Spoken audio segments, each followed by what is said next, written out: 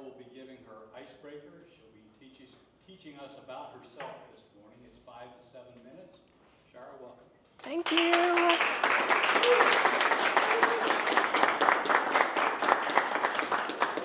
Thank you, guys.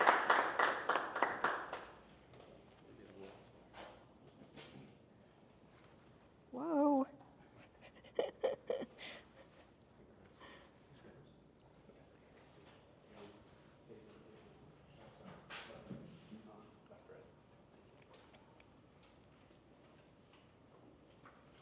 Time? Good morning, everyone. I'm Shara Thompson. I live in Ponte Vedra, just over the 210 bridge. I'm a PhD student in Change Leadership and Equity and Inclusion from the University of Central Arkansas. I have a master's degree from OU in Human Relations and Inclusive Leadership. I did quite well in that program. I have a BA degree in Interdisciplinary Studies from UTD, that's in Dallas. It's dual in Psychology and Sociology.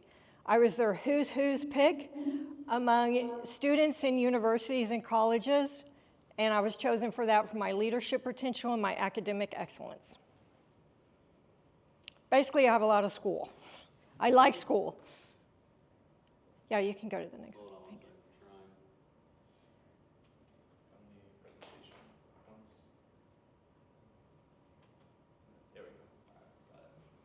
Something unique about me is I opened 2 doors for women in the fire service in the 1990s. I've got some pictures here. This first picture is me in Collin College Fire and EMS Academy. I graduated in May of 1992. The second picture is me. I'm the first female firefighter hired for the town of Addison, Texas. That was in September of 1992. The third picture is me in a newspaper clipping. I'm coming off of an obvious fire ground emergency. I'm in full bunker gear.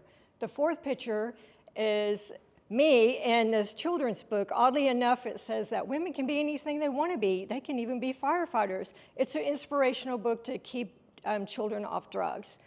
Like many women who first enter male-dominated careers, hyper-masculinized careers like the fire service, I faced a lot of sex discrimination. Retaliation, gang bullying, manipulating. It was quite brutal. It completely destroyed my career. It disqualified me from ever entering public service again. And in a nutshell, what happened is I was trying to navigate the hostile work environment the best that I could. And back then, women must know that women couldn't speak up for themselves. They couldn't raise their voice. They couldn't say, hey, you're treating me differently. Hey, that's against the law. That's sexism. You couldn't do that back then. You just had to navigate it. So what happened, I was at a city carnival, and I walked by, and one of my male coworkers said something clearly inappropriate, and city leaders overheard it. And then it got turned into HR. And then HR launched a huge investigation on the fire department, and naive me, I complied in it. And I faced even more hostility from these men. I faced extreme retaliation. What happened is they took revenge on me, and they convinced my medical control. I was a licensed Texas paramedic at that time. And what they convinced them of is that I was a ditzy female, that I'd walk into rooms and I was so confused I didn't know what was going on. I was terminated for lax changing dynamics, meaning that I'm a ditzy female. And it permanently destroyed my career. When you're disqualified from public service, you can never enter it again. And then, of course, there was a federal lawsuit. During that federal lawsuit, sometime behind my back, they put me under a gag order, silenced me from speaking. That was also very common in the 90s. And then the town of Addison, Texas promoted the men. They erased me from their history. People tell me that if you were to go to that fire department, you would not find one shred of evidence that I ever existed. Next slide, thank you. When I talk about my fire service career, a lot of people ask me, you know, what made you want to be a firefighter? Well, my dad was an enlisted Navy corpsman during the Korean War. That's known as the Forgotten War because those men were erased. I was also a competitive bodybuilder during the early 1990s, and so it was very easy for me to pass the male agility test. They were quite extreme then. I had to bench press my body weight to get hired. Well, it was very easy for me because I was a competitive bodybuilder. Okay. About 5 years ago, I started speaking up despite being under a gag order. What happened is something got in my mind. I was like, I wonder what female firefighters are doing. So I got on a support group in Facebook, and which is just for female firefighters, has 8,000 women in it. And what I learned is that another female firefighter who worked for Town of Addison also experienced something similar to mine, except it was an invasion of privacy claim. So, as you can imagine, to know that everything I had gone through, and for years later for it to still be happening, greatly angered me. I went through a wave of emotions. I think I stayed up like 2 or 3 nights. But eventually I pulled myself together and I said, okay, I'm going to go back to school, I'm going to get my master's degree, and I'm going to be an advocate for other female firefighters and minority firefighters. I'm going to make sure that this doesn't happen anymore.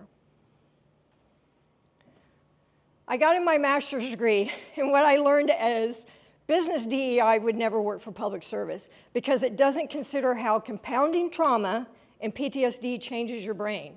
It doesn't even consider that at all. And see, the problem with that is that the filtering and regulatory and ways that you counteract unconscious bias are the same brain regions greatly impacted by PTSD. So we have a problem here because up to 57% of firefighters are impacted by PTSD in some way or another. And so what happened in my master's program, I'm doing my master's program, but I'm also writing this manuscript describing how business DEI is not going to work for public service.